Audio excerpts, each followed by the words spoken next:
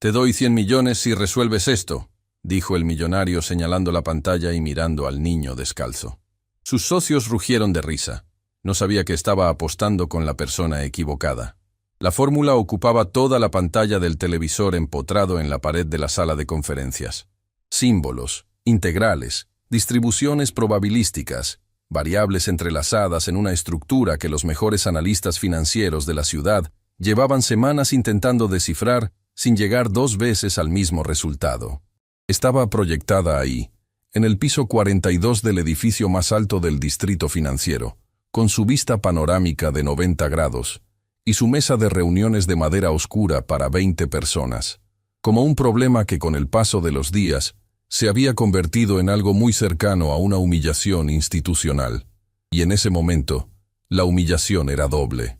Porque a un lado de la sala estaban 5 hombres con trajes que costaban lo que Elena Vargas ganaba en 6 meses, con relojes que sumaban lo que Elena ganaba en 6 años, hablando del problema con esa mezcla de frustración técnica y arrogancia defensiva que tienen los que están acostumbrados a resolver todo, y no pueden entender por qué esto, precisamente esto, se les resiste.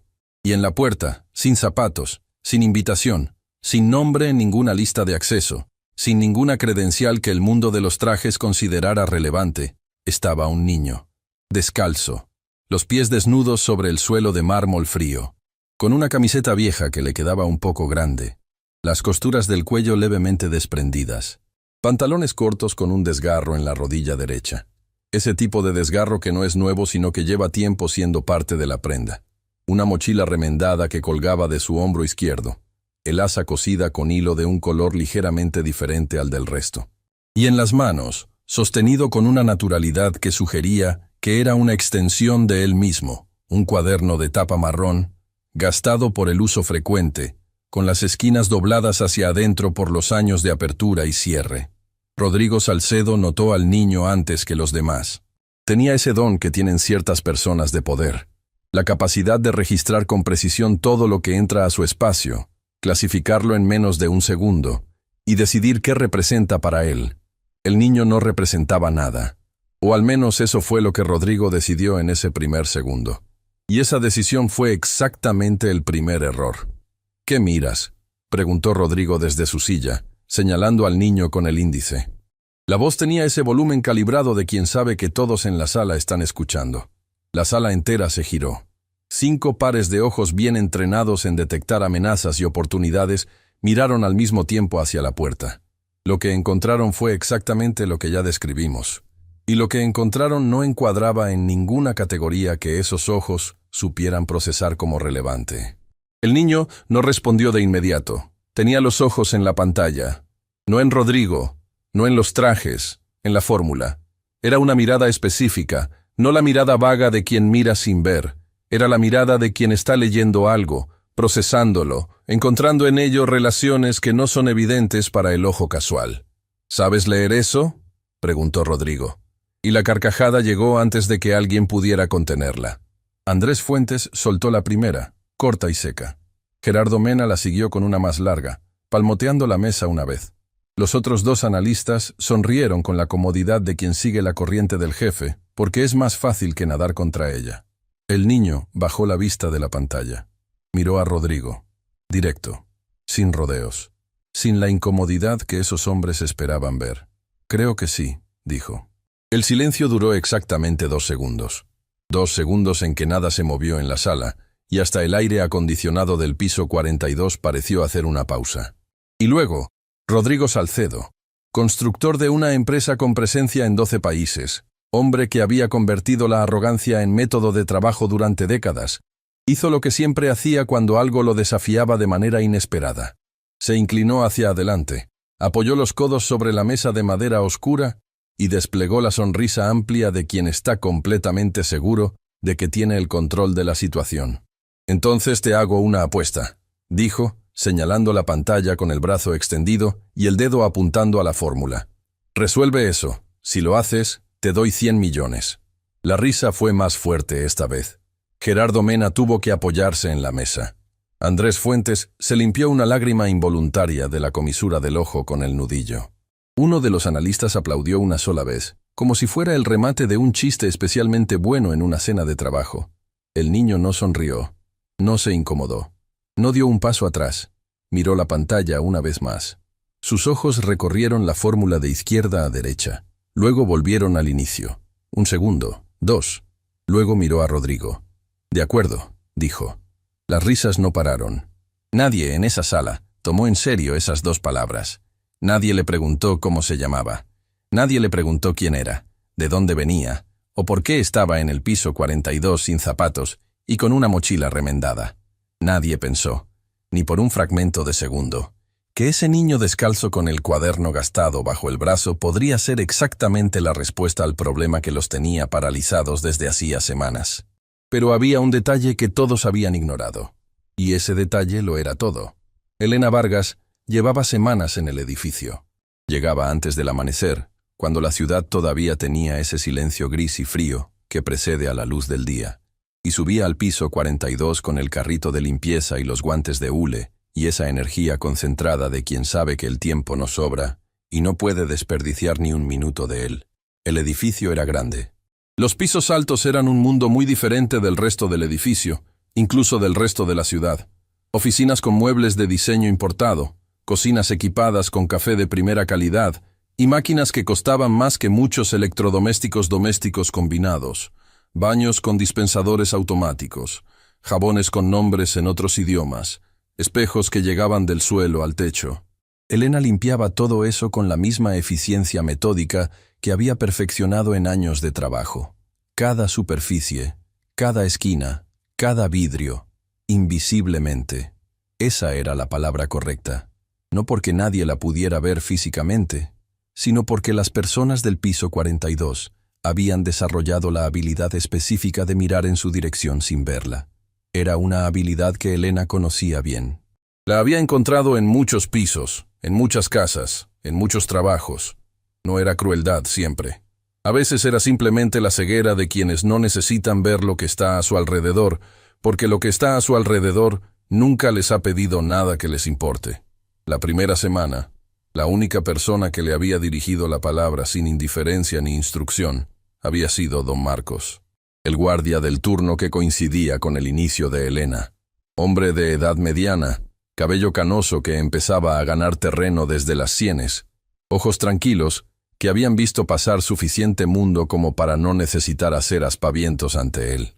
«Buenos días», le había dicho el primer día, con la misma naturalidad con que saludaría a un compañero de muchos años, sin el tono condescendiente de quien saluda a alguien de nivel inferior siendo amable, sin el tono performativo de quien saluda para demostrar que es buena persona. Solo el saludo limpio de quien ve a una persona y le dice, «Buenos días», porque eso es lo que se hace.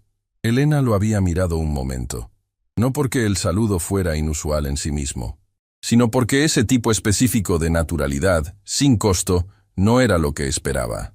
«Buenos días», respondió. «Si necesita algo, aquí estoy», dijo don Marcos, y volvió a sus registros sin convertirlo en un gesto especial. Era exactamente lo que era.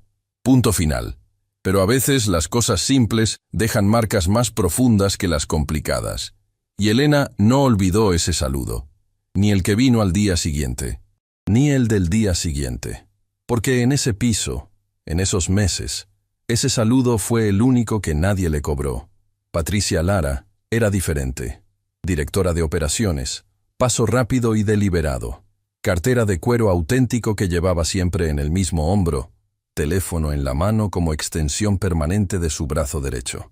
Llegaba exactamente a la misma hora cada día, con el mismo café de la cafetería del tercer piso, y cruzaba los pasillos del piso 42 como si los demás fueran arquitectura. Funcional, necesaria para que el espacio funcione, pero no personas. La primera vez que Patricia pasó junto a Elena fue en el corredor central un martes por la mañana. Elena empujaba el carrito hacia el área de impresoras. Patricia caminaba en dirección opuesta, hablando por teléfono.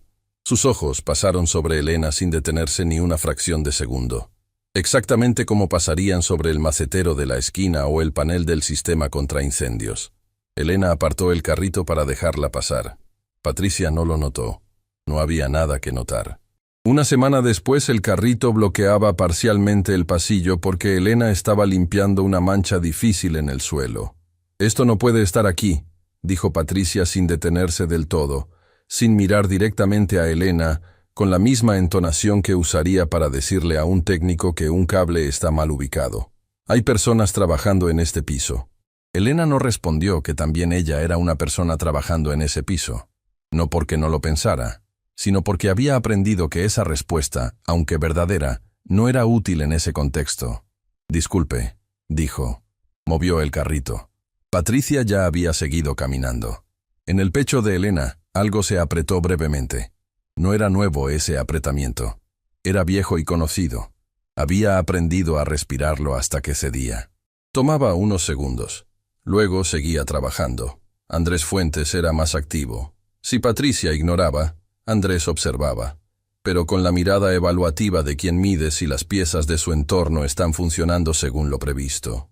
Una eficiencia de recursos humanos de bajo nivel. Una revisión de inventario.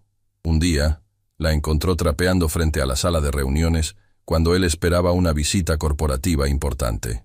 «¿Cuánto tiempo más?», preguntó, mirando el reloj con el gesto específico de quien muestra que el reloj es el árbitro definitivo. «Unos 20 minutos, señor», respondió Elena. «Necesito que sean 10». Elena apretó el mango del trapeador. Respiró. «Haré lo que pueda». Andrés la miró de arriba a abajo, no con hostilidad explícita, con algo que, en cierta manera, era más difícil de procesar que la hostilidad. La mirada de alguien que no te ve como persona sino como función. Una función que en este momento está siendo lenta y necesita ajuste. «Haga más que lo que pueda», dijo. Y se fue. Gerardo Mena era el que reía. Tenía ese reflejo de buscar la risa fácil en los momentos de grupo, de ser el que amplifica el chiste del que tiene más poder para que el más poderoso sienta que tiene audiencia y recuerde quién es su aliado más divertido. Una tarde, en la cocina del piso, le dijo a un colega en voz suficientemente alta para que Elena, que limpiaba la encimera al fondo, pudiera escuchar con claridad. «No entiendo para qué contratan limpieza externa. Con lo que se paga al mes, yo compraría una rumba y listo». El colega sonrió incómodo. Elena siguió limpiando con el mismo ritmo. No era la primera vez que la trataban como si no estuviera. No sería la última, pero el momento que Tomás recordaría siempre, el que se le quedaría grabado con más claridad que ningún otro de ese periodo, no fue ninguno de esos. Fue un miércoles por la tarde cuando llegó al edificio más temprano de lo habitual, porque la escuela había terminado antes por una reunión de profesores, y encontró a Elena en el corredor del piso 42, arrodillada limpiando una mancha del suelo cerca de una de las salas de reuniones pequeñas, cuando Gerardo Mena pasó con dos colegas hablando animadamente de algo completamente diferente. «Mira eso», dijo Gerardo en voz suficientemente alta para que todos en ese corredor pudieran escucharlo sin esfuerzo, señalando a Elena con una inclinación de cabeza sin siquiera detenerse, con el tono despreocupado de quien no considera que sus palabras puedan tener peso en ninguna dirección que le importe. Tantos años de sistema educativo para que al final terminemos arrodillados limpiando los derrames de los demás. Excelente inversión. Sus colegas rieron. Gerardo siguió caminando. Para él, el comentario ya había sido olvidado antes de doblar la esquina. Elena no levantó la vista del suelo. Siguió limpiando con el mismo ritmo de siempre, ni más rápido ni más lento, con la precisión metódica de quien ha aprendido que la dignidad no siempre se expresa en la respuesta inmediata. A veces, en los pisos de otras personas, la dignidad se expresa en seguir haciendo bien el trabajo que alguien acaba de intentar convertir en motivo de burla. Tomás, que había llegado al pasillo por el ascensor del fondo, justo en ese momento, se quedó parado en la entrada del corredor. Con la mochila en el hombro, el cuaderno marrón en la mano, vio a su madre arrodillada. Vio la espalda de los hombres alejándose. Sintió algo que no sabía nombrar todavía, pero que reconocería más adelante como la temperatura exacta de la injusticia, cuando la ves ocurrirle a alguien que quieres, y no tienes las herramientas para responderle al mundo de la manera que el mundo merece. Elena levantó la vista. Vio a su hijo en la entrada del corredor. Sus ojos se encontraron. Un segundo que duró más de lo que duran los segundos normales. «Ven», dijo Elena, sin drama, sin querer que su hijo cargara lo que ella había aprendido a cargar sola. Baja al tercer piso, ya termino. Tomás no dijo nada. Bajó. Se sentó en el banco de madera. Sacó el cuaderno. Pero esa tarde no escribió. Se quedó mirando la página en blanco con el lápiz quieto en la mano, y esa energía densa y quieta que tienen las cosas cuando no han encontrado todavía su forma, pero ya están buscándola. Don Marcos lo notó desde su puesto. Se levantó sin prisa. Fue hasta el banco. Dejó el vasito de agua. No preguntó nada de inmediato. Se quedó parado junto al banco un momento, los dos mirando el mismo corredor vacío. «¿Sabes lo que he aprendido en muchos años en este trabajo?», dijo finalmente, sin mirar al niño. Tomás levantó los ojos. «Que hay dos tipos de personas. Una pausa. Las que necesitan que otros sean menos para sentirse más, y las que saben que lo que tienen no se mide en comparación con nadie». Miró al niño. «Tu mamá pertenece al segundo tipo. Los del primer tipo no lo saben. Por eso necesitan los comentarios». Tomás pensó en eso durante un momento real. «¿Y entenderlo ayuda?», preguntó. Don Marcos fue honesto. «Ayuda a entender», dijo. «No siempre hace que duela menos, pero entender es el primer paso para saber qué hacer después». Tomás asintió. Tomó el lápiz y empezó a escribir. Esa noche, Elena llegó al departamento a las 8:40. Tomás estaba en la mesa de la cocina con el cuaderno abierto. No el de la escuela, el de tapa marrón, el de Esteban. Elena dejó la bolsa en el suelo. Se sentó al otro lado de la mesa. No preguntó qué estaba haciendo. Ya lo sabía. Lo conocía lo suficiente para saber que cuando Tomás agarraba el cuaderno de su abuelo después de un día difícil, no era escapismo. Era lo que Esteban había llamado alguna vez volver al terreno firme. Le sirvió un vaso de agua. Lo puso frente a él sin decir nada. Tomás levantó la vista. «Gerardo Mena trabaja ahí hace 16 años», dijo Elena sin rodeos, sin suavizar. «Ha hecho ese comentario en diferentes versiones durante la mitad de ese tiempo. No es el primero, no será el último». Tomás esperó. «Lo que yo necesito que entiendas», continuó Elena, «no es que eso no duele. Duele. Lo que necesito que entiendas es que el dolor no define lo que soy ni lo que eres. Lo que somos, lo definimos nosotros, todos los días, en lo que hacemos cuando nadie nos está mirando. Silencio en la cocina pequeña. El refrigerador zumbaba. Afuera, un auto pasó lento por la calle mojada. «¿Recuerdas lo que abuelo decía sobre el ruido externo?», preguntó Tomás. Elena pensó un momento. Sonrió apenas. Una sonrisa que tenía peso detrás. «Decía que el ruido externo es proporcional a la incapacidad de producir ruido interno». Tomás asintió. «Lo tengo anotado en la página 11». Elena lo miró un segundo largo. «Sé que lo tienes anotado. Y en ese intercambio sencillo, en esa cocina pequeña con las luces amarillas y el zumbido del refrigerador y la lluvia suave afuera, había algo que ninguna sala de reuniones del piso 42 podría haber contenido nunca. El peso real de lo que se construye entre dos personas cuando deciden, todos los días, no dejarse vencer por lo que el mundo decide que son». Tomás cerró el cuaderno. Bebió el agua. «Mañana vuelvo con don Marcos», dijo. «Tiene algo que contarme sobre el edificio, sobre cómo funcionan las cosas ahí adentro». Elena lo miró con una expresión que no era del todo cómoda. «¿Qué tipo de cosas?». «No sé todavía, pero él conoce el edificio de otra manera, no de la manera en que lo conoce Rodrigo Salcedo». Elena no respondió de inmediato. Luego dijo: «Ten cuidado con lo que preguntas y a quién. Ese edificio es mi trabajo. Lo sé. Más que eso. Es lo que nos sostiene. También lo sé». Elena lo miró otro segundo. «Bien», dijo, y se levantó a preparar algo para cenar. Tomás volvió a abrir el cuaderno. En la página 19. No por primera vez. Ya la conocía de memoria. Pero había algo en esa página específica, en la progresión que Esteban había trazado en azul, y que se interrumpía sin resolución en la última línea, que le seguía generando una pregunta que no podía formular todavía del todo.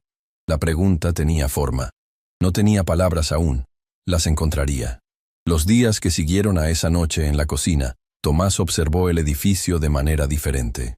Había aprendido a leerlo como un sistema. No solo el edificio físico, sino la jerarquía invisible que lo organizaba. ¿Quién tomaba el ascensor central y quién el lateral?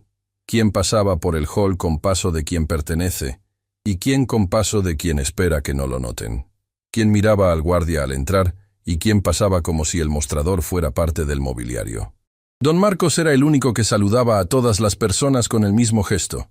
No el mismo tono, el mismo gesto. Esa pequeña consistencia, Tomás la había notado desde el primer día, y la había anotado en el margen de una página del cuaderno, que no era de matemáticas, sino de observaciones. Una costumbre que Esteban le había enseñado antes de los problemas formales. «Anota lo que ves», había dicho Esteban. «No solo lo que entiendes, también lo que todavía no entiendes. Lo segundo es más importante». Tomás había llenado 2 columnas en esa página. En la primera, fórmulas incompletas, preguntas sin respuesta, estructuras que reconocía pero no podía nombrar todavía. En la segunda, cosas del edificio, patrones, dinámicas, la manera en que Andrés Fuentes hablaba distinto según a quién se dirigía. La manera en que Patricia Lara ignoraba, y era ignorada en igual medida por Rodrigo Salcedo, sin que ninguno de los dos pareciera notarlo. La manera en que don Marcos veía todo desde su puesto, y no decía nada a menos que hubiera razón suficiente para hacerlo. Sistemas. Todos eran sistemas. Y los sistemas, le había enseñado Esteban, siempre tienen un punto donde la presión correcta produce el cambio correcto. Tomás todavía estaba buscando ese punto. Esteban Vargas había sido muchas cosas en su vida. Hijo de inmigrantes que llegaron con poco y trabajaron con mucho. Estudiante becado en una universidad pública. De esas que producen personas que luego el mundo no siempre sabe cómo clasificar porque llegaron por el camino del esfuerzo y no del apellido. Profesor universitario durante décadas de matemáticas aplicadas, análisis funcional, probabilidad avanzada. Había formado generaciones completas de ingenieros, economistas, actuarios, científicos de datos antes de que ese nombre existiera. Era el tipo de profesor del que los estudiantes cuentan historias 10 años después de graduados.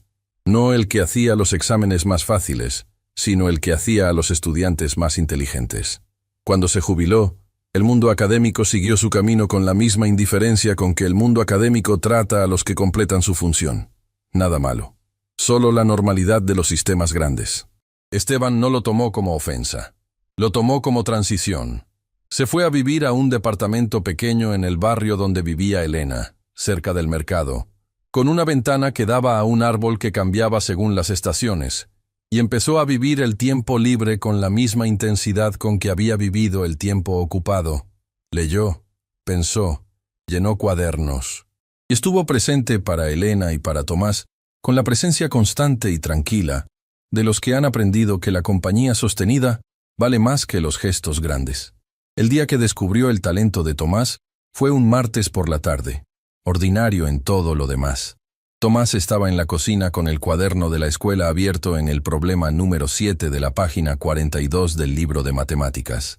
El ejercicio pedía encontrar el resultado usando el método que el libro explicaba en las 5 páginas anteriores.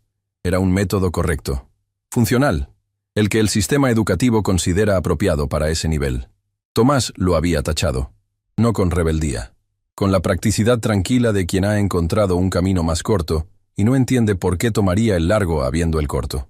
Estaba usando otro método, uno que ningún libro de ese nivel contemplaba, porque era una versión intuitiva y comprimida de algo que los matemáticos avanzados conocen como factorización por agrupamiento con simplificación iterativa. El niño lo había reinventado solo, desde cero, porque su mente había encontrado el patrón antes de que nadie se lo nombrara. Esteban se sentó al lado sin decir nada. Miró el cuaderno durante 30 segundos. Los ojos le recorrieron el desarrollo 2 veces. Tomás levantó la vista. ¿Está mal?, preguntó. No, dijo Esteban. Y en ese no había algo que iba bastante más allá de la respuesta al ejercicio.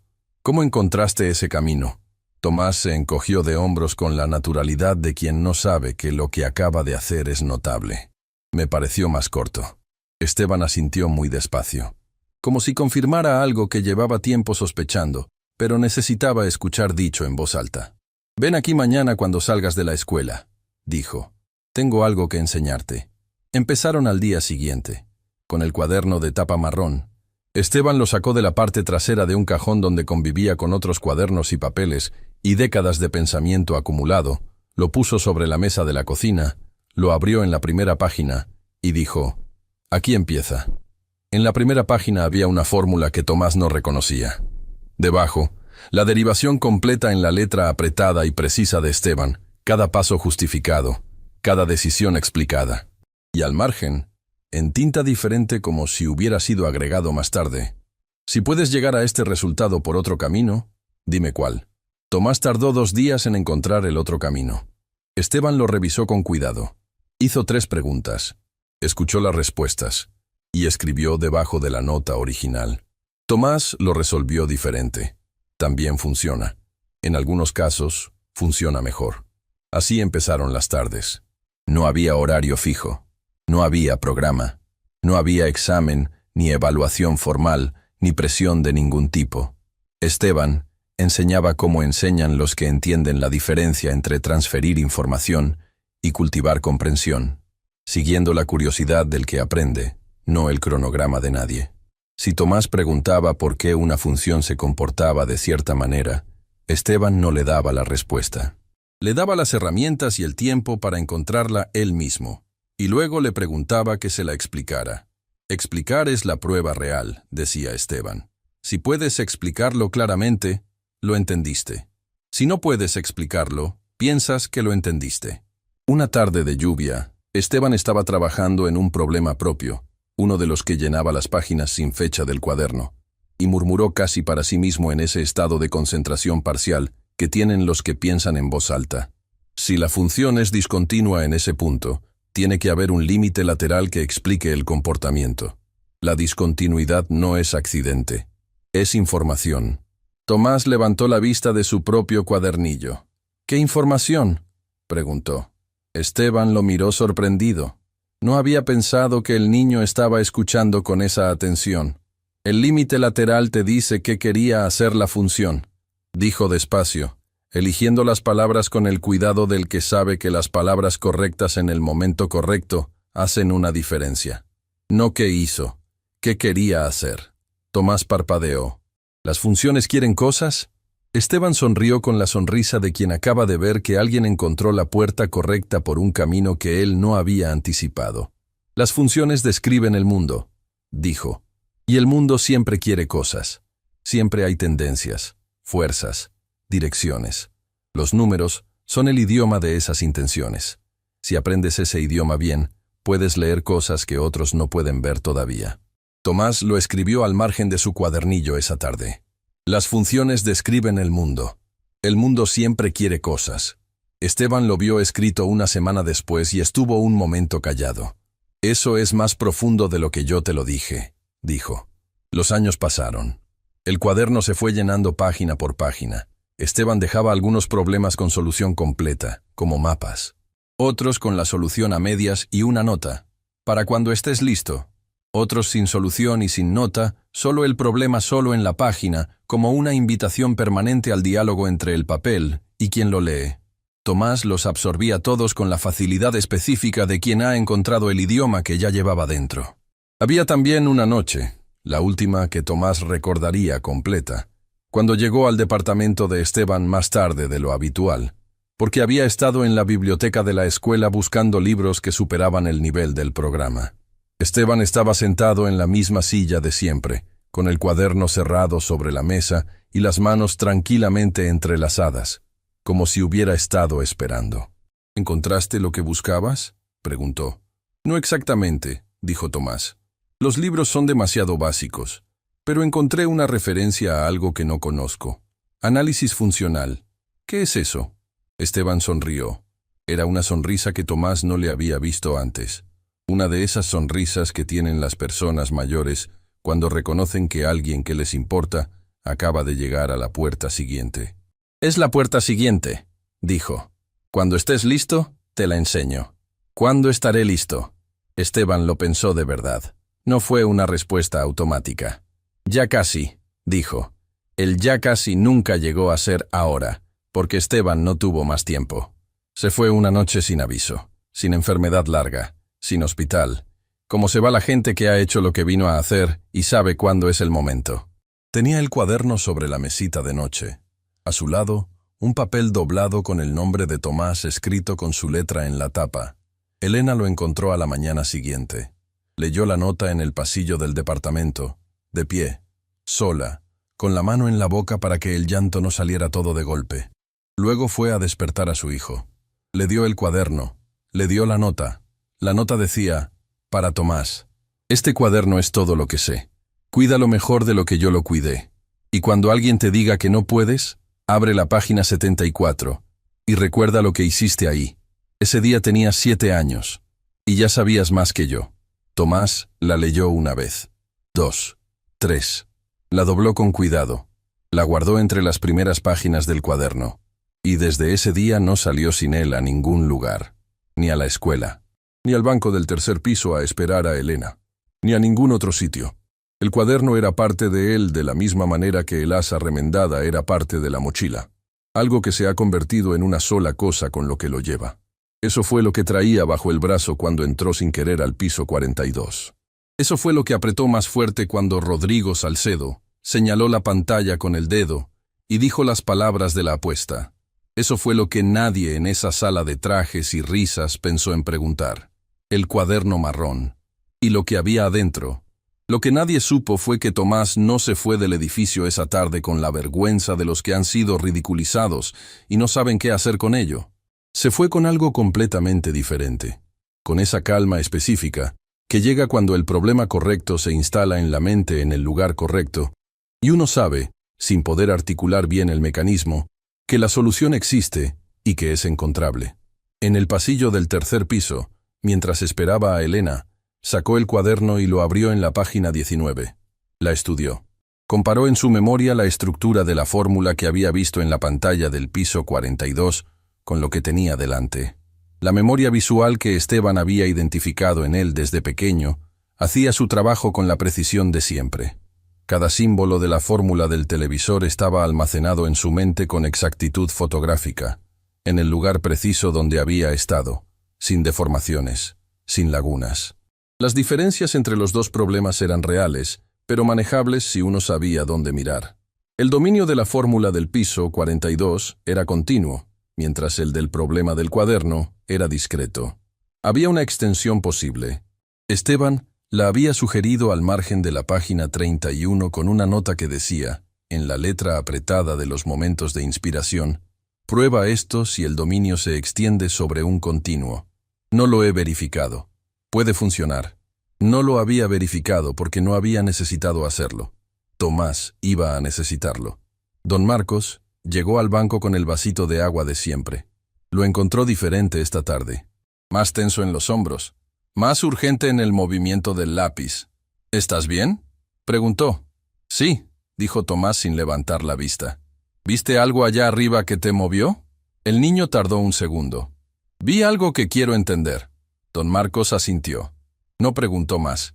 Era otra forma de respeto.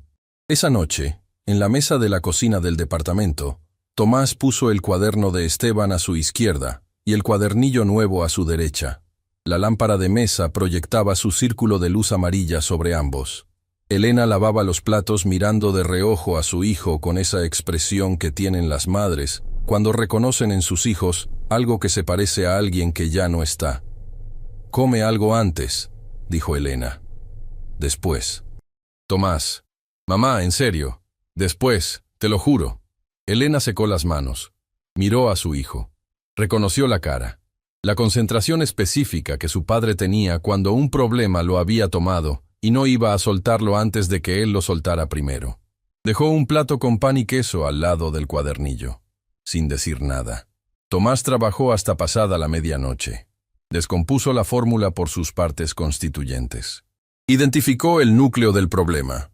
Una función de distribución de riesgo con 3 variables dependientes y un término de corrección que los analistas del piso 42 habían intentado resolver por diferenciación directa. El error era sutil, pero fundamental. La función no era diferenciable en todo su dominio. Intentar diferenciación directa era como intentar cortar agua con tijeras. Correcto en concepto, inaplicable en práctica. La solución venía de otro ángulo. Aproximación por bloques. Descomponer la función en segmentos donde sí era diferenciable, resolver cada segmento, e integrar los resultados bajo una condición de continuidad en los bordes. Esteban lo había llamado en el cuaderno el método de los puentes. No se cruza el río nadando si hay manera de construir puentes en los puntos que aguantan el peso. La extensión de la página 31 era exactamente el material para construir esos puentes. Tomás lo escribió. Lo revisó. Encontró un error en el tercer paso, una constante que había asumido igual a 1 cuando debía ser calculada en función de las condiciones de frontera. Lo corrigió. Recalculó. Llegó al mismo resultado preliminar. Lo revisó de nuevo 2 veces más. El pan y el queso estaban intactos cuando Elena pasó a medianoche. «Tomás, la cama». 5 minutos. Elena suspiró, pero no insistió. Conocía esa concentración. La había visto en Esteban durante años. La segunda noche llegó al resultado final. 4 páginas de desarrollo. Cada operación anotada. Cada decisión justificada en el margen. El resultado en el recuadro al final de la 4ª página. La prueba de unicidad en la 5ª. Cuando cerró el cuadernillo a las 2 de la madrugada, se quedó mirándolo durante un momento largo. 5 páginas. El problema que los analistas más caros del mercado no habían podido resolver en semanas. Lo cerró. Y ahí cometió el error. Pensó que podía ir directamente, que la apuesta era pública, que los testigos existían, que bastaba con presentarse con el trabajo y la lógica de las cosas haría lo demás. Tomás era extraordinario para entender los sistemas matemáticos, pero los sistemas humanos tenían sus propias reglas, y algunas de esas reglas eran menos elegantes que las fórmulas. Una de esas reglas era esta. Las personas con poder no siempre reaccionan al talento inesperado con reconocimiento. A veces reaccionan con amenaza percibida, y la amenaza percibida en los que tienen mucho que proteger se convierte, con frecuencia, en agresión preventiva. Esa tarde subió al piso 42 mientras Elena terminaba su turno. El cuadernillo bajo el brazo, la mochila al hombro, el corazón más rápido de lo habitual, pero con la certeza sostenida de quien sabe que lleva. En el tercer corredor del piso, encontró a Andrés Fuentes saliendo de una sala pequeña con el teléfono en la mano y la expresión de quien lleva un día largo, que no le ha dado nada bueno y no le sobra paciencia para lo que venga. «Señor», llamó Tomás. Andrés se detuvo. Bajó el teléfono.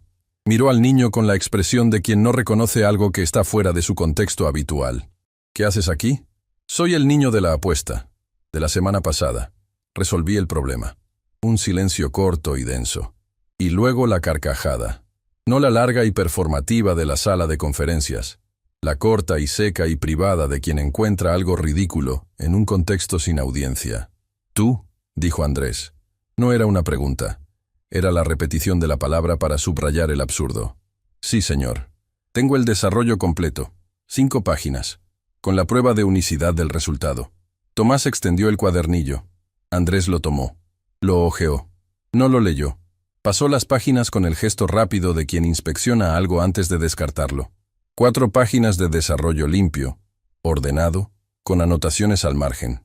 Una 5ª página de prueba de unicidad. Pasó por ellas en 10 segundos. Se lo devolvió. Esto no significa nada. Si lo lee con atención, verá que el resultado es verificable y que la prueba en la página 5 muestra que... «No me interesa lo que hay en la página 5», interrumpió Andrés. La voz había bajado de temperatura. Era el tono específico de quien quiere que el mensaje llegue sin posibilidad de malinterpretación y está dispuesto a usar la posición de poder para que llegue.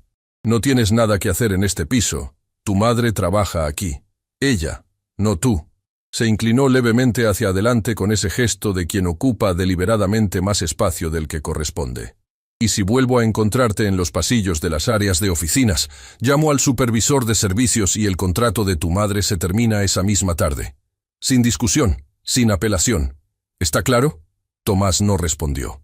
No porque no tuviera respuesta, sino porque entendió algo en ese momento que nadie le había enseñado de manera explícita, que hay batallas que no se ganan con la verdad presentada en el momento equivocado al interlocutor equivocado, que la verdad necesita el momento correcto, el lugar correcto y los testigos correctos. Sin eso, puede ser ignorada, o puede ser usada en contra tuyo. Andrés se fue. Tomás se quedó solo en el pasillo con el cuadernillo en la mano. Las manos, la solución, el error de haber confiado en el camino directo cuando el directo no era el correcto. Bajó al tercer piso. Se sentó en el banco de madera. Don Marcos lo miró desde su puesto y no necesitó que el niño dijera nada. Se levantó, caminó hasta el banco. Se sentó al lado. Tomás le contó todo. Esteban. La página 19. Las noches en la cocina. La solución. La apuesta. Andrés. La amenaza sobre Elena. Don Marcos lo escuchó sin interrumpir, con la atención sostenida de quien sabe que escuchar bien es la mitad de cualquier trabajo. Cuando Tomás terminó, el guardia se quedó un momento quieto. ¿Quieres saber algo?, dijo finalmente. Llevo muchos años en este edificio. He visto entrar aquí personas con maletines, con diplomas, con presentaciones de 100 páginas y trajes de primer nivel. He visto irse a muchos de ellos también. Miró hacia el pasillo vacío del tercer piso. Y he aprendido una cosa sobre cómo funcionan los pisos altos. ¿Qué cosa?, preguntó Tomás. Que no se llega a ellos por la puerta que ellos esperan. Don Marcos lo miró. Tú no puedes entrar por su puerta. Pero yo conozco todas las puertas de este edificio. Y no todas tienen el mismo guardia. Tomás lo miró. ¿Me ayudarías a entrar por la puerta correcta? Don Marcos tomó el vasito de agua vacío del extremo del banco. Lo giró entre sus dedos un momento, como si estuviera pensando en los costados del asunto. Mañana hay una reunión de emergencia en el piso 42, dijo finalmente, en voz baja. El cliente principal llama a las 11. Llevan semanas sin poder resolver ese modelo de riesgo. Si llegan a esa llamada sin resultado, pierden el contrato más grande de su historia. Una pausa. Yo puedo llevarte a esa sala antes de que empiece todo, pero tienes que entrar sabiendo que puede salir mal, que pueden echarte, que pueden ir por tu mamá, y aún así tienes que estar listo para estar de pie cuando empiece. Un segundo. ¿Puedes hacer eso? Tomás no dudó. Sí, dijo. Don Marcos asintió despacio. Entonces mañana, antes de las 11. Esa noche Tomás no durmió. No por angustia. Por algo diferente. Por la sensación específica de quien sabe que el día siguiente va a ser uno de esos que no se repiten. Que hay ventanas que se abren una vez y que si no se pasa por ellas en el momento exacto, se cierran sin dar explicaciones. Se sentó en la mesa de la cocina cuando Elena ya dormía. Sacó el cuaderno de tapa marrón. Pasó las páginas despacio. Página 19. La estructura de la fórmula base. El punto donde Esteban había dejado de avanzar porque el modelo necesitaba una condición de borde que él no había terminado de formalizar. Página 31. La extensión. El caso particular que Tomás había encontrado en sus 5 noches de trabajo. El puente entre lo que Esteban había dejado y lo que el modelo necesitaba para ser completo. Lo repasó 3 veces. Buscó errores. No encontró ninguno. Buscó puntos débiles. Encontró uno. La prueba de convergencia en el caso no acotado. Esteban la había esquivado con una nota al margen que decía: verificar con datos empíricos. Era una laguna. Pequeña pero presente. Tomás la trabajó durante 1 hora. Llegó a una prueba parcial. No perfecta, pero suficiente para sostener el modelo en el rango de condiciones que el problema del cliente requería. Lo anotó al margen de la página 31 en su propia letra, debajo de la de Esteban. 2 letras en el mismo cuaderno. El viejo profesor y el nieto que aprendió en tardes de lluvia y conversaciones sobre funciones que quieren cosas. Cuando terminó, cerró el cuaderno. Apagó la luz de la cocina. Fue a su cuarto. Se acostó. Y antes de cerrar los ojos, pensó en algo que don Marcos había dicho una vez, en otro banco, en otra tarde quieta. Entender es el primer paso para saber qué hacer después. Mañana era el después. La mañana de la reunión, el piso 42 tenía una tensión diferente desde temprano. Elena lo notó en cuanto llegó a su turno, antes de las 7. Los pasillos que normalmente estaban vacíos a esa hora tenían ya asistentes caminando con carpetas, técnicos revisando el sistema de videoconferencia de la sala principal y esa atmósfera específica de café mezclado con ansiedad colectiva que se produce cuando un equipo sabe que algo importante va a ocurrir y no está seguro de estar listo para ello. Patricia Lara pasó junto a Elena en el corredor de siempre, sin mirarla, sin detenerse. Gerardo Mena discutía en voz baja con alguien frente a los ascensores, con las manos en los bolsillos y el ceño apretado. Andrés Fuentes caminaba revisando su teléfono, con esa expresión específica de quien lleva días sin dormir bien, y ha decidido que mantener la compostura es más importante que admitirlo. La puerta de la oficina de Rodrigo estaba cerrada, la luz encendida. Su silueta visible y quieta a través del vidrio esmerilado, sentado frente al escritorio como lleva horas así. La sala de conferencias estaba preparada. El televisor con la fórmula todavía proyectada como siempre. Intocada, sin resolver, como una acusación permanente. La mesa con vasos de agua y libretas con el logo de la empresa. El sistema de videoconferencia calibrado y listo para las 11. A las 10:45, don Marcos subió al piso 42. Caminaba con su paso de siempre. El paso de quien pertenece a ese espacio de una manera tan incorporada que nadie piensa en cuestionarlo. El guardia de siempre yendo a donde siempre va. A su lado, Tomás caminaba con la mochila en el hombro, el cuadernillo en el bolsillo del pantalón, el cuaderno marrón bajo el brazo. Nadie los detuvo. Los técnicos que terminaban de preparar la sala vieron entrar a los dos. Uno de ellos miró al niño con la expresión de duda de quien encuentra algo que no estaba en la lista de confirmaciones. Don Marcos lo miró con la calma tranquila de quien no debe nada y no pide permiso. «Viene conmigo», dijo simplemente. El técnico procesó eso un segundo y asintió, porque don Marcos en ese edificio era suficiente credencial. Tomás se sentó en la silla más cercana a la puerta, como don Marcos le había indicado. Puso el cuadernillo sobre la mesa frente a él. Respiró. Una vez, dos, y esperó. Los primeros ejecutivos llegaron. Gerardo, que lo miró y frunció el ceño pero no dijo nada todavía. Un analista, que lo vio y miró hacia otro lado sin saber bien qué hacer. Patricia, que entró mirando el teléfono y no lo vio en absoluto. Luego Andrés. Andrés se detuvo en seco en la entrada de la sala. La expresión que puso fue la de quien encuentra algo que creyó haber eliminado y no entiende por qué sigue presente. «Tú», dijo. La voz baja. El tono de quien está a punto de actuar. Fue en ese momento exacto cuando Rodrigo Salcedo entró a la sala. Traía el café en la mano. Caminaba con el paso habitual. Se detuvo al ver la escena suspendida.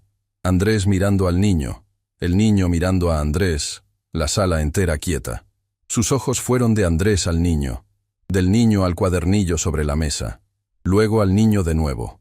Lo reconoció.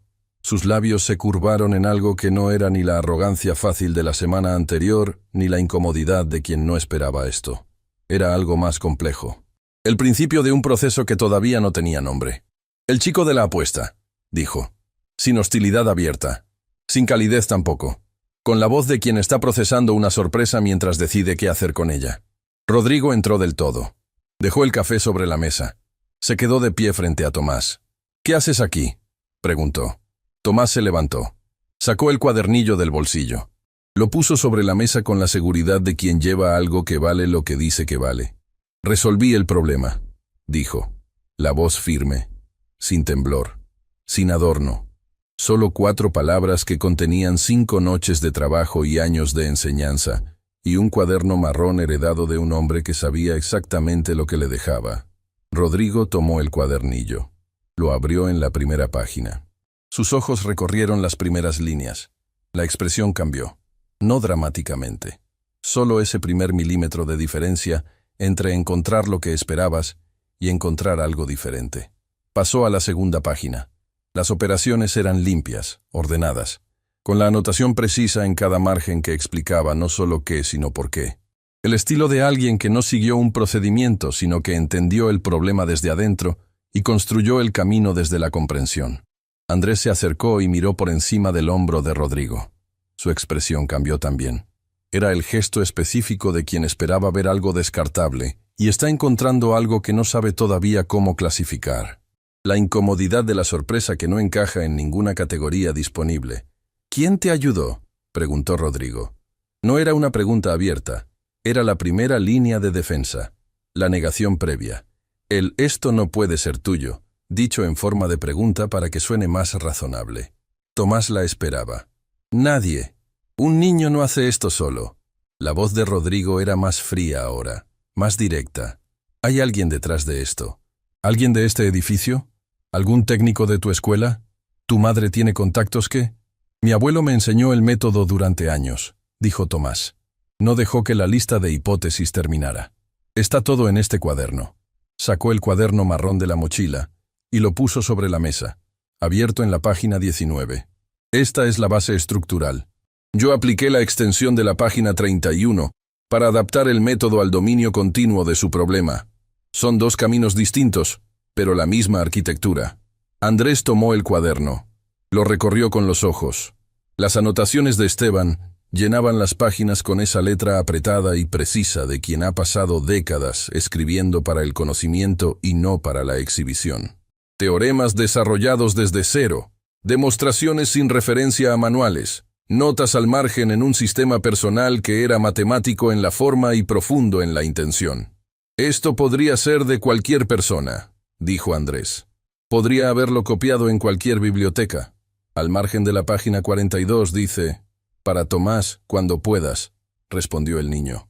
La voz sin alza, sin baja. Está con fecha y con la letra de mi abuelo, que es la misma de todas las demás páginas. Y yo puedo explicar cada paso de cada página porque lo estudié durante años.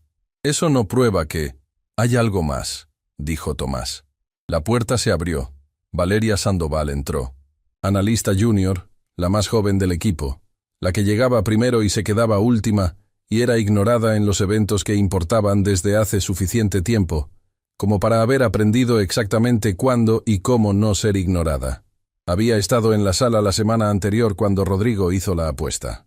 Era la única que había sacado el teléfono no para buscar nada en sus aplicaciones, sino para grabar. No por malicia calculada, por ese instinto de supervivencia que desarrollan los que han aprendido que la memoria de los poderosos tiene una tendencia sistemática hacia el olvido conveniente. Entró con el teléfono en la mano. Lo puso sobre la mesa. Lo desbloqueó. En la pantalla, el video mostraba con total claridad a Rodrigo Salcedo, de pie en la sala de conferencias, señalando con el brazo extendido al niño en la puerta, y diciendo con su voz habitual de reunión, sin ambigüedad posible, sin ruido de fondo que pudiera complicar la transcripción: «Resuelve eso. Si lo haces, te doy 100 millones». Y el niño, descalzo, con la mochila en el hombro, respondiendo: «De acuerdo». La sala completa visible al fondo. La fórmula en el televisor. Los 5 ejecutivos como testigos involuntarios. Fecha y hora en el registro del teléfono. Rodrigo no apartó la vista del video durante un momento que se extendió. Luego miró a Valeria. Luego al niño. Luego volvió al video. Una grabación informal en el contexto de una reunión interna no constituye un contrato válido, dijo. La voz medida, controlada. Era la segunda línea de defensa. Cuando la negación ya no tiene dónde sostenerse, viene la defensa legal. No hay firma, no hay consentimiento explícito de todas las partes. No hay testigos formales reconocidos como tales. Hay 5 personas en ese video, dijo Valeria con la firmeza tranquila de quien ha decidido de qué lado está en este asunto, incluyéndome a mí. Todas somos testigos de lo que el señor Salcedo dijo, y todas podemos declararlo si fuera necesario. Valeria, dijo Andrés con el tono preciso de advertencia que precede a una consecuencia laboral. Señor Fuentes, respondió Valeria sin mirarlo. El video ya está en mi teléfono, y en una copia de seguridad en la nube. Borrar el teléfono original no cambiaría nada. El silencio que siguió tenía una textura diferente al silencio anterior. No era el silencio de quien espera. Era el silencio de quien está viendo cerrarse las salidas una por una. Tomás se levantó de la silla. Se acercó a la pizarra auxiliar que estaba junto al televisor. Levantó el marcador. «¿Me permiten?», preguntó. Nadie dijo que sí, pero nadie dijo que no. Y en ese tipo de silencio, la ausencia del no es suficiente. Empezó a escribir en la pizarra. Despacio al principio, estableciendo la estructura. Luego con el ritmo sostenido de quien escribe algo que conoce de memoria, pero al que le da el tiempo que merece. Cada paso del desarrollo limpio y visible. Cada decisión anotada al margen en letra más pequeña. Cuando llegaba a un punto que podría parecer no obvio, pausaba un segundo y escribía la justificación. La sala lo miraba. Nadie habló. Gerardo Mena no se movía en su silla. Patricia Lara había bajado el teléfono por primera vez esa mañana y sus ojos seguían la escritura en la pizarra con una expresión que no sabía todavía cómo nombrar. Andrés miraba con los brazos cruzados y la mandíbula apretada. Los analistas intercambiaron una mirada breve, y volvieron a la pizarra. Rodrigo miraba al niño, no a la pizarra, al niño, a la manera en que el niño escribía, a la seguridad en los movimientos, a la claridad del que sabe exactamente qué está haciendo y por qué lo está haciendo. Tomás llegó al resultado final. Lo encerró en un recuadro con 2 líneas limpias. Escribió debajo: resultado único. Prueba de unicidad en páginas 4 o 5 del cuadernillo. Se dio vuelta. Miró a la sala. Era la mirada de quien ha terminado lo que tenía que hacer y lo sabe. En ese momento exacto, el teléfono de la sala emitió el tono de llamada entrante que todos en esa sala reconocían. Las 11 en punto. El cliente principal. Puntual como siempre. Nadie se movió durante 2 segundos. Fue Patricia quien tomó el teléfono. Lo puso en altavoz sin mirar a nadie. Una voz grave y precisa llenó la sala con ese acento formal de quien tiene mucho que hacer y poco tiempo para amabilidades. Preguntando por el modelo de riesgo. Preguntando si el análisis estaba completo. Preguntando si podían proceder con el cronograma. Patricia miró a Rodrigo. Rodrigo miraba la pizarra. Se acercó al cuadernillo. Lo tomó. Lo leyó. Esta vez de verdad, con la atención que un problema real merece. La 3ª página. La 4ª. La 5ª. La prueba de unicidad, que una vez que uno la entiende hace que el resultado sea irrefutable. Levantó los ojos de la última página. Miró al niño. En ese mirar ya no había negación. Ya no había defensa. Había algo que se parecía a la realidad cuando finalmente no encuentra más lugar donde esconderse y se asienta en el espacio que siempre le correspondió. La 3ª etapa. El colapso sin gesto teatral. La rendición sin drama. Rodrigo Salcedo habló al teléfono sin apartar los ojos de Tomás. «Tenemos el modelo», dijo. «Está completo y verificado. Podemos enviarlo esta tarde». La voz del otro lado respondió con esa satisfacción breve y profesional de quien confirma que el trabajo está hecho. El contrato continuaría. El cronograma se mantendría. Seguirían adelante. La llamada terminó. Y la sala quedó en el silencio de los lugares donde algo real acaba de ocurrir. Tomás estaba de pie junto a la pizarra con el marcador todavía en la mano. Rodrigo estaba de pie junto a la mesa con el cuadernillo en las suyas. Entre ellos, 4 metros de sala y la distancia exacta entre lo que el mundo supone y lo que en realidad existe. Fue Valeria quien habló primero. «Señor Salcedo», dijo, con la calma de quien ha decidido que este es el momento para no callarse. «Creo que hay una apuesta pendiente». Rodrigo la miró. No respondió de inmediato, pero tampoco dijo que no. Lo que nadie en esa sala sabía era que Valeria no había guardado el teléfono. Lo había mantenido activo en la mano durante toda la reunión, fuera del campo visual de Rodrigo, y la grabación había continuado. No por estrategia calculada desde el inicio, sino porque los años en ese piso le habían enseñado que los compromisos verbales de los que tienen poder tienen una vida media muy corta cuando empiezan a costar algo real. Esa noche, el video de la apuesta y el video de Tomás ante la pizarra estaban en Internet. Fue accidental en su forma, pero no en su esencia. Valeria lo compartió en un chat privado con 2 amigas con el texto: «Hoy pasó algo en la oficina que no van a creer. El niño descalzo de la señora que limpia nuestro piso resolvió el modelo de riesgo que tiene paralizada a la empresa hace semanas. Y el jefe le había apostado 100 millones. Una de las amigas lo reenvió a otro grupo. Alguien de ese grupo lo publicó abiertamente con el comentario: «Este niño llegó sin zapatos a una reunión de ejecutivos millonarios y les dio una clase que ellos no pudieron dar». A las 2 de la madrugada, el video tenía 400.000 reproducciones. A las 5, 1.300.000. Al mediodía del día siguiente, 5 millones. Los comentarios se multiplicaban por minutos, con la velocidad específica de las cosas que tocan algo que mucha gente lleva tiempo sintiendo sin encontrar las palabras. El niño llegó sin zapatos y sin credenciales, y resolvió lo que un equipo de analistas pagados no pudo.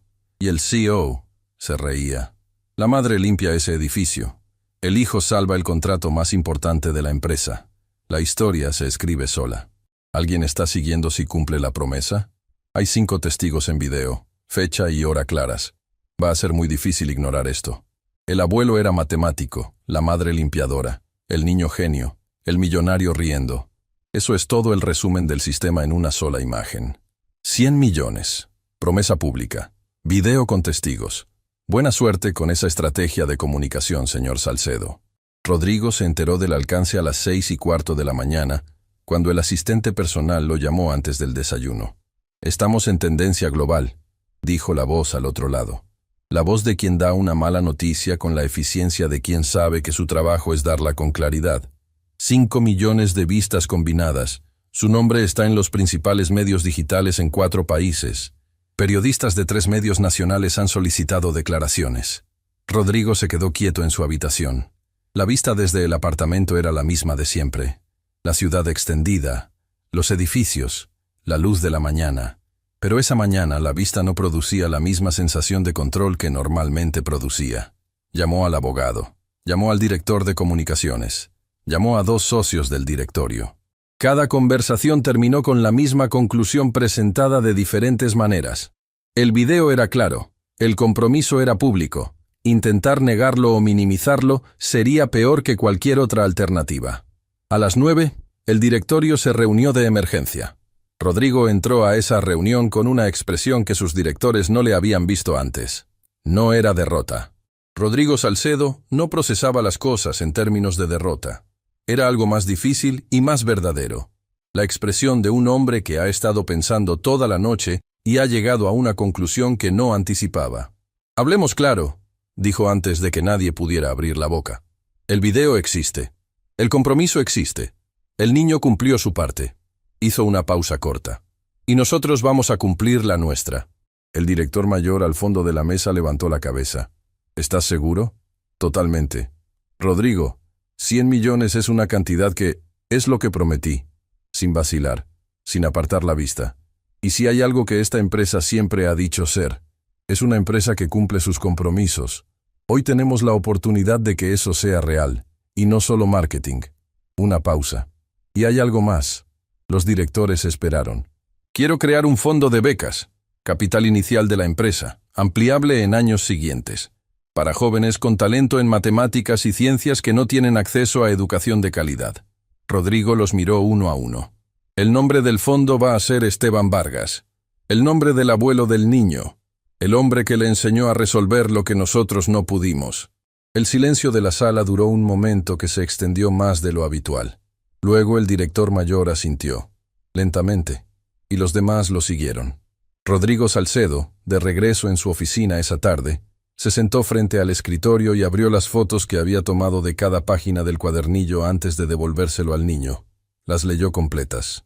Esta vez con la atención que un problema real merece cuando uno decide tomárselo en serio. Como matemático, no como CEO. Como alguien que estudió ingeniería hace muchos años y había olvidado lo que se siente cuando un problema se resuelve de verdad y no por presión. Era impecable. No solo correcto. Impecable. Sin pasos innecesarios. Sin atajos que escondan errores. Sin la torpeza de quien llegó al resultado correcto por razones equivocadas. Rodrigo cerró las fotos. Se recostó en la silla. Miró el techo durante un rato. Lo que muy pocas personas sabían de él era que también había sido, hace muchos años, el tipo de estudiante que resolvía los problemas de manera diferente. El tipo que su propio profesor había llamado prometedor una vez, con la misma simplicidad con que don Marcos le dejaba el vasito de agua a Tomás. Pero Rodrigo había confundido esa promesa con superioridad propia. Y la superioridad, cuando no se cuestiona nunca, se convierte en algo que ya no sirve para crecer sino para separar. Eso también lo pensó esa tarde. Solo, en su oficina, sin que nadie lo viera. La reunión con Elena y Tomás ocurrió días después. Rodrigo la pidió directamente, sin intermediarios, sin abogados, sin equipo de comunicaciones. Una sala neutral en un edificio diferente. Mesa pequeña, solo ellos 3. Elena llegó con Tomás. Don Marcos los había acompañado hasta la puerta del lugar y se quedó afuera con la expresión tranquila de quien ha hecho su parte y está bien con ello. Rodrigo se levantó cuando entraron. Un gesto breve pero real. Se sentaron. Tomás puso el cuadernillo sobre la mesa. El cuaderno marrón también. Resolví el problema, dijo el niño. La apuesta fue pública y está grabada. Lo sé, dijo Rodrigo. Sin disputa, sin búsqueda de ángulos. y voy a honrarla. El fideicomiso está siendo preparado. El monto completo, como lo prometí. Elena escuchó eso sin cambiar de expresión. Había aprendido a esperar el peso real de las palabras antes de reaccionar a ellas. «Quiero decirte algo», dijo Rodrigo, mirando al niño. «No lo digo para reducir nada, ni para buscar comprensión que no merezco. Solo porque creo que tienes el derecho de escucharlo directo». Se tomó el tiempo necesario. «Cuando entraste a esa sala, decidí lo que eras en menos de un segundo. Por lo que tenías puesto. Por lo que no tenías. Por el piso en que estabas. Por todo lo que no debería importar para decidir quién es alguien», señaló el cuaderno. «No vi lo que traías en ese cuaderno, ni lo que traías aquí». Se señaló la cabeza. «No lo vi porque no lo busqué, porque había decidido antes de mirar». Tomás lo miraba sin decir nada. «Llevo años tomando esas decisiones sobre las personas a mi alrededor, clasificando por credenciales, por apariencia, por dónde viven, por qué edificio limpian, y pensé que era eficiencia». Una pausa. Resultó que era pereza intelectual disfrazada de criterio. Elena habló entonces, serena, sin rencor acumulado, pero sin suavizar tampoco. «No es usted el primero que hace eso», dijo, «y no será el último. A mí me han mirado así en todos los trabajos que he tenido. A mi hijo también. Desde que nació, el mundo ha decidido lo que es antes de conocerlo». Hizo una pausa. «Pero lo que usted hace ahora sí importa. No porque borre lo anterior, sino porque define lo que viene. Y lo que viene afecta a otras personas además de nosotros». Rodrigo asintió. Un asentimiento real, no el de quien acepta para que el otro se calle. El de quien entiende algo nuevo y sabe que ese entendimiento va a costar trabajo mantenerlo. El acuerdo fue firmado esa tarde. El fideicomiso educativo a nombre de Tomás. El Fondo Esteban Vargas con capital inicial. La beca completa en la institución académica más avanzada de la ciudad. Antes de salir, Rodrigo extendió la mano a Tomás. El niño la tomó. Apretón breve, firme, sin ceremonia innecesaria. Elena los vio desde su silla. No dijo nada, pero algo en su postura cambió levemente, como cuando algo que llevaba tensado mucho tiempo cede un poco. El consejo directivo se reunió 3 días después. No era una reunión ordinaria. Nadie llegó tarde.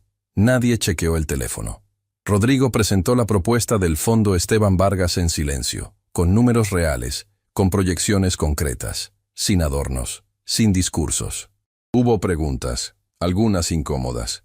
«¿Esto es por el video?», preguntó uno de los directores, un hombre de cabello gris que llevaba 20 años en la compañía. «Parcialmente», respondió Rodrigo sin titubear, «pero también porque es lo correcto. Y a veces necesitamos un golpe para ver lo correcto». Silencio en la sala. El director de cabello gris miró los papeles. Luego miró a Rodrigo. «Aprobado», dijo, y firmó. Los demás siguieron. Esa misma noche, después de que el edificio quedó vacío, Rodrigo se quedó en su oficina. Las luces de la ciudad parpadeaban detrás del vidrio. La pantalla donde había aparecido la fórmula estaba apagada. La pizarra había sido limpiada. Sobre su escritorio estaba el cuaderno de tapa café. Elena se lo había dejado antes de salir, sin explicación. Solo lo había puesto sobre la mesa y dicho, para que entienda de dónde venía lo que resolvió su problema. Rodrigo lo abrió con cuidado. Las páginas eran densas. Fórmulas en tinta azul, algunas tachadas, reescritas. Notas al margen en letra pequeña y firme. Esteban Vargas había anotado no solo los pasos, sino las dudas, los callejones sin salida, las rutas que no funcionaron antes de encontrar la que sí. Era el mapa de alguien pensando en voz alta durante años. En la página 42, una nota breve al margen. Esto lo vio Tomás a los 7 años, sin que yo lo mostrara, lo señaló solo. Rodrigo se detuvo, leyó la frase 2 veces, 3 veces, la cerró, la volvió a abrir, buscó la página 19, donde Tomás había empezado a trabajar. Leyó la progresión, entendió de pronto lo que había sucedido en esa sala de reuniones. No solo la solución, el camino entero. El niño no había memorizado, había construido. Apagó la luz. Salió al pasillo. Pasó por el puesto de seguridad. Don Marcos no estaba. Había terminado su turno a las 6, pero alguien había dejado una nota adhesiva en el vidrio del mostrador. «Buen trabajo hoy, jefe». en letra que Rodrigo no reconoció. Salió al estacionamiento. El aire de la noche era frío y limpio. Pensó en algo que Esteban había escrito en la página 77. El talento que nadie ve no desaparece, solo espera. Había esperado 12 años. Rodrigo subió a su auto y no encendió el motor de inmediato. Se quedó sentado en el silencio, pensando en todo lo que había pasado por alto. El cementerio era pequeño y tranquilo. Los árboles proyectaban sombras largas sobre las lápidas. Tomás caminó despacio entre las hileras, el cuaderno bajo el brazo, Elena a su lado. No hablaron durante el trayecto desde la entrada. No hacía falta. La lápida de Esteban Vargas era sencilla. Nombre, fechas, una línea debajo. Maestro, padre, abuelo. Tomás se arrodilló frente a ella. Puso una mano sobre la piedra. La piedra estaba fría y un poco húmeda por la mañana. Elena permaneció de pie a su lado. No lloró de inmediato. Miraba la lápida con una expresión que no era tristeza exacta. Era algo más complejo. El reconocimiento de todo lo que ese nombre había representado y que ella no había sabido dimensionar del todo mientras Esteban estaba vivo. «Papá te habría visto venir de lejos», le dijo a Tomás sin mirarlo. Siempre decía que el problema no era que la gente no tuviera talento. El problema era que nadie los ponía frente a los problemas correctos. Tomás no respondió de inmediato. Abrió el cuaderno en la página 74. Era la página que la carta mencionaba, la que Esteban había guardado para el final. La hoja estaba diferente a las demás. Menos fórmulas. Más texto. La letra era la misma, pero más lenta, como si cada palabra hubiera sido elegida con cuidado particular. Elena se inclinó y la leyó junto a su hijo. Era una carta dentro del cuaderno. No estaba dirigida a Elena. Estaba dirigida a Tomás, con el nombre completo. Tomás Alejandro Vargas. Decía: «Si llegaste a esta página, es porque ya resolviste algo que me llevó décadas entender a medias. No porque seas mejor que yo, sino porque yo te mostré el camino, y tú pudiste verlo más claro desde el principio. Eso es lo que se supone que hace un maestro. No superar a sus estudiantes. Prepararlos para que ellos lo superen a él. No sé en qué circunstancias estás leyendo esto. No sé si tienes 10 años o 20. No sé si el mundo te ha tratado bien o si ha intentado convencerte de que no mereces estar en ciertos lugares. Lo que sí sé es esto. El lugar que te corresponde no lo decide nadie más que el problema que eres capaz de resolver. Y tú, Tomás, puedes resolver problemas que otros ni siquiera son capaces de formular. Usa eso bien, no para demostrar, para construir, con todo el orgullo que cabe en estas páginas, Esteban». Elena terminó de leer. No dijo nada. Se sentó en el suelo frente a la lápida, sin importarle la tierra, sin importarle nada de lo que estaba alrededor. Y lloró. No de dolor exactamente, sino de algo más parecido al alivio. Como cuando algo que uno esperaba que existiera, resulta que sí existía, solo que uno no lo había visto todavía. Tomás la dejó llorar sin interrumpirla. Se sentó a su lado. El cuaderno quedó abierto en la página 74, entre los dos, sobre la hierba. El viento pasó suave entre los árboles. Las páginas del cuaderno se movieron levemente. Fórmulas y notas, y la letra de Esteban, expuestas al aire por primera vez. «Gracias, abuelo», dijo Tomás en voz baja, sin llorar, con una calma que no era indiferencia sino algo más hondo. La calma de quien ya no necesita demostrar nada a nadie, porque sabe exactamente dónde está parado. Elena puso un brazo alrededor de los hombros de su hijo. Se quedaron así un rato largo, sin prisa, sin ningún otro lugar donde estar. El auditorio de la universidad era grande y estaba lleno, no solo de estudiantes, también de profesores, de periodistas, de personas que habían visto el video y habían pedido entrada, de familias que habían venido desde barrios lejanos porque alguien les había dicho que valía la pena escuchar. En las primeras filas estaban los directivos de la compañía. Rodrigo Salcedo en el centro, con el cuaderno de tapa café sobre sus piernas. Valeria Sandoval estaba en el sector de prensa, no como periodista, como testigo. Don Marcos estaba de pie al fondo con una credencial nueva colgada del cuello que decía «Jefe de Seguridad». Todavía no se acostumbraba del todo al nuevo título, pero estaba ahí. Tomás subió al estrado. No tenía notas, no tenía presentación preparada. Llevaba el cuaderno, Lo puso sobre el podio, lo abrió, no en ninguna página en particular, solo lo abrió. Miró a la sala. «Voy a empezar por lo que más me cuesta decir», dijo. Su voz era clara, sin temblor. Hubo un momento, semanas antes de todo lo que ustedes vieron en el video, en que cometí un error. Fui a hablar con alguien que no debía antes de estar preparado. Pensé que el problema era la fórmula. El problema no era la fórmula. El problema era que yo quería demostrar algo antes de entender bien a quién le estaba hablando y en qué condiciones. Pausa. Ese error puso en riesgo el trabajo de mi madre. No por un segundo ni por un día, por varios días. Ella no lo supo en ese momento. Lo sabe ahora.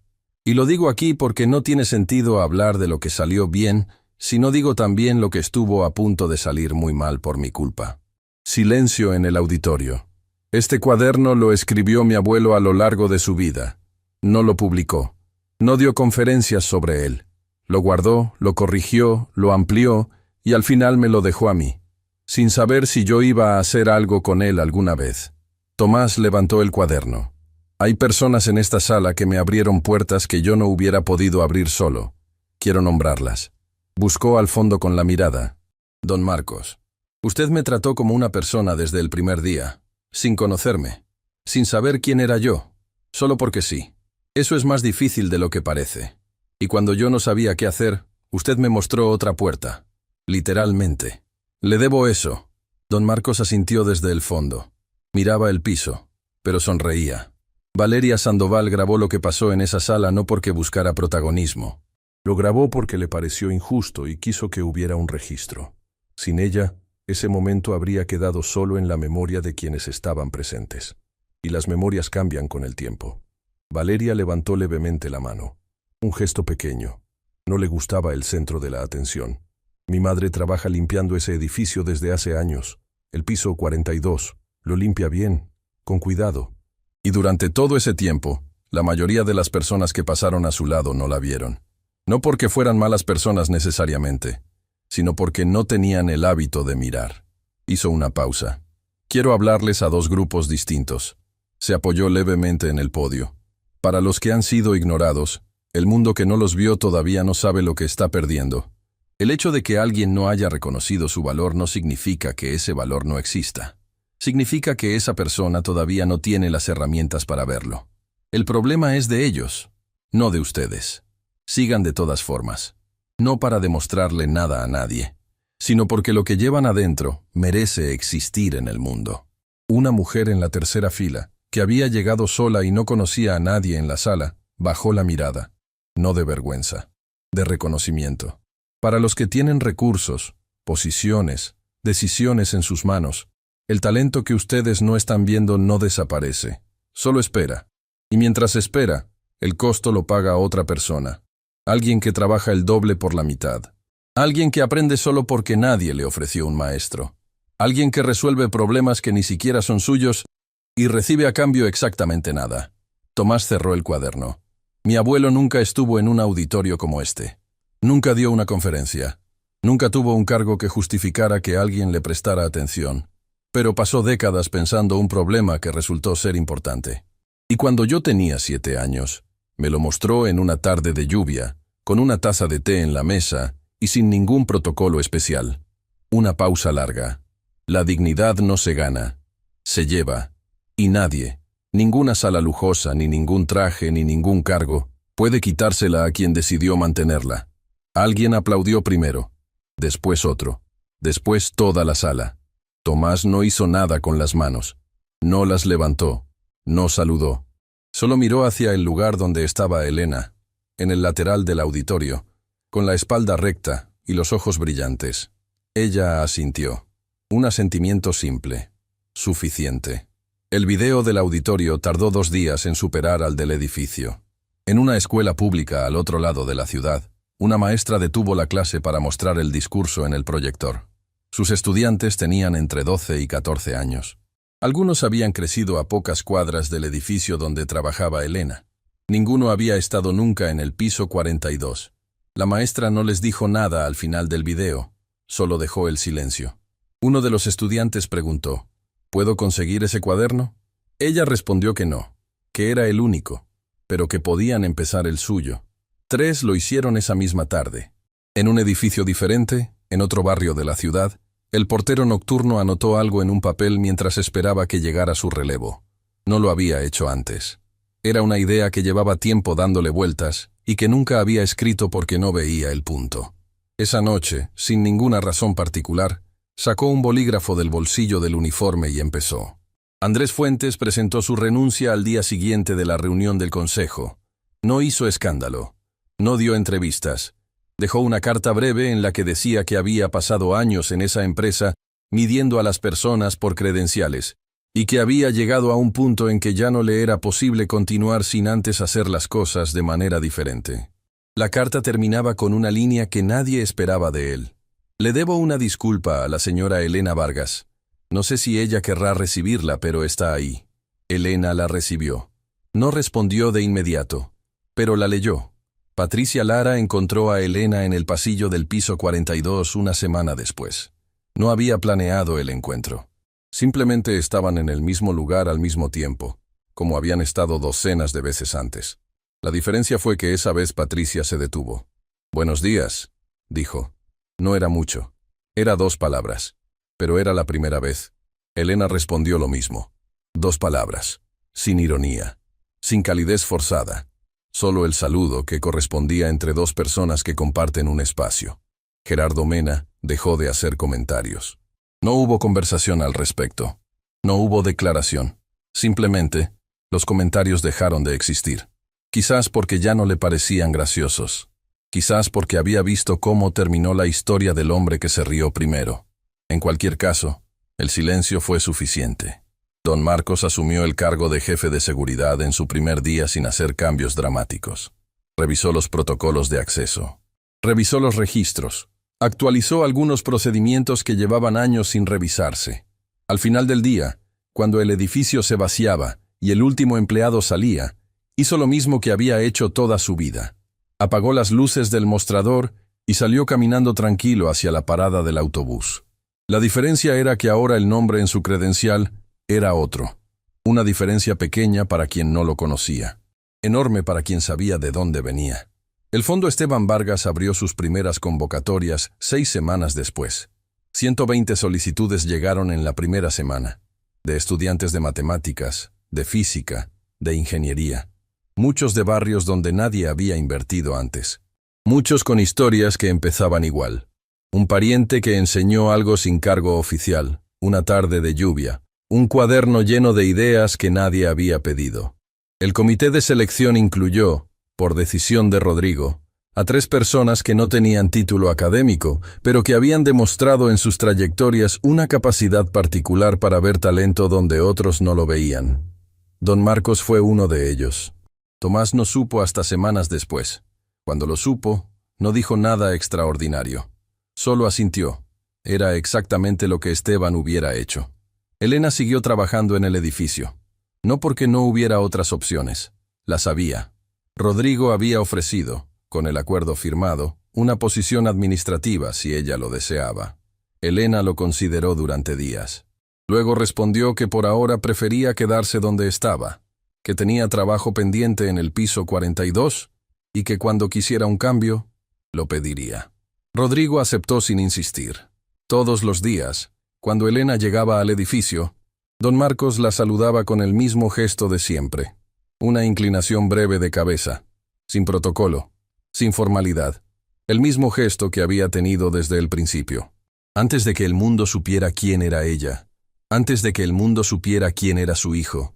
Cuando todavía era solo Elena, con su carrito, su uniforme, y 12 años de trabajo en un piso donde nadie le prestaba atención. Esa constancia era lo que valía. No los aplausos, no el acuerdo firmado, no el video con millones de reproducciones. La constancia de quien te vio antes de que hubiera razones convenientes para verte. Rodrigo llegó temprano a la oficina el día después de la firma. No era su costumbre. Durante años había llegado exactamente a las 9, ni un minuto antes, ni un minuto después. Era parte de su ritual, su manera de controlar el ritmo de las cosas. Pero ese día llegó a las 7:15, antes de que los ascensores empezaran a llenarse, antes de que el piso 42 tuviera su actividad habitual. El cuaderno seguía sobre su escritorio. Lo había dejado ahí a propósito. No quería llevárselo a casa. Algo en él necesitaba mantenerlo en ese espacio, como si moverlo fuera a cerrar algo que todavía no debía cerrarse. Llamó a su asistente y le pidió que cancelara la primera reunión del día. Luego se sentó y leyó.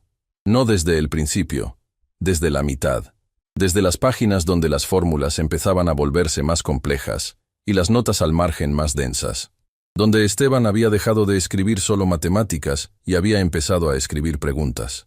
¿Por qué esta convergencia no es simétrica? ¿Qué pasa si la función no es continua en ese punto?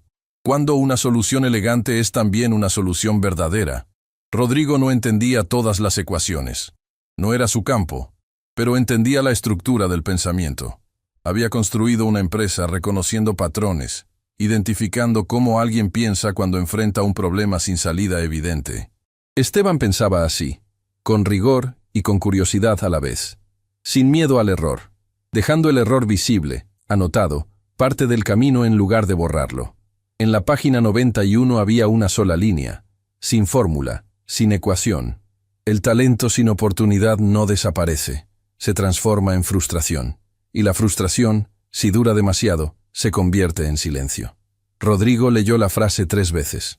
Pensó en cuántos silencios había creado sin saberlo, en cuántas veces había visto a alguien en el pasillo y no se había detenido, no por mala intención, por hábito, porque en el mapa mental de su empresa, ciertas personas ocupaban ciertas categorías y las categorías no se mezclaban.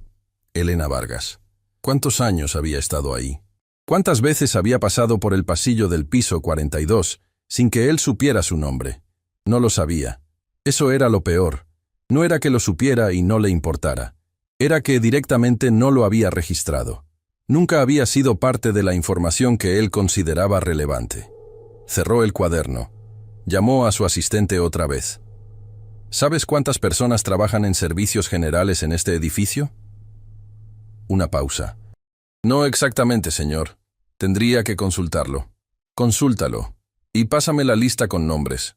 Otra pausa. ¿Para qué reunión necesita eso? No es para una reunión, dijo Rodrigo. Es para que yo sepa quiénes trabajan aquí. Su asistente no respondió de inmediato.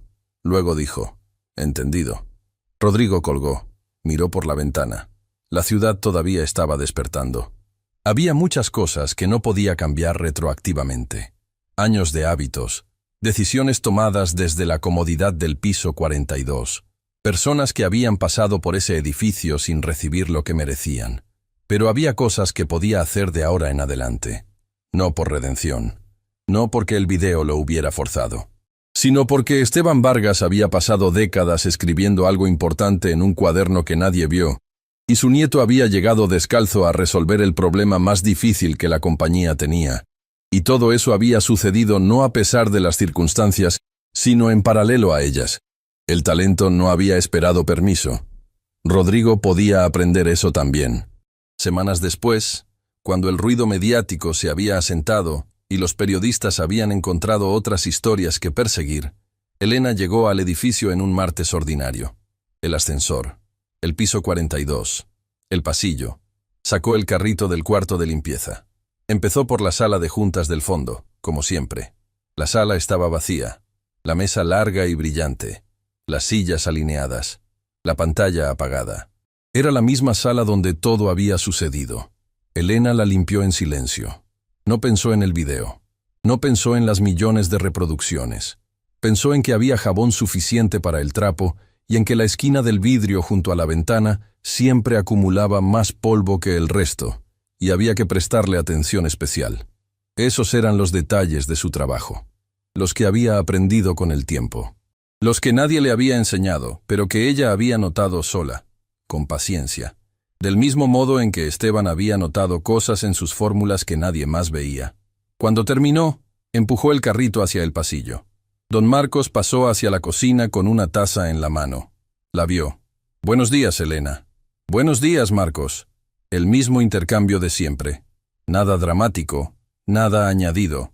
Solo el reconocimiento de dos personas que llevaban años compartiendo el mismo espacio y que sabían que ese compartir valía algo, aunque el mundo tardara en verlo. Elena siguió por el pasillo. El carrito rodó suave sobre el piso de mármol. Y ella pensó en su hijo, que en ese momento estaba en un aula al otro lado de la ciudad, con el cuaderno de tapa café sobre la mesa, aprendiendo cosas que Esteban había soñado que alguno de los suyos aprendería algún día.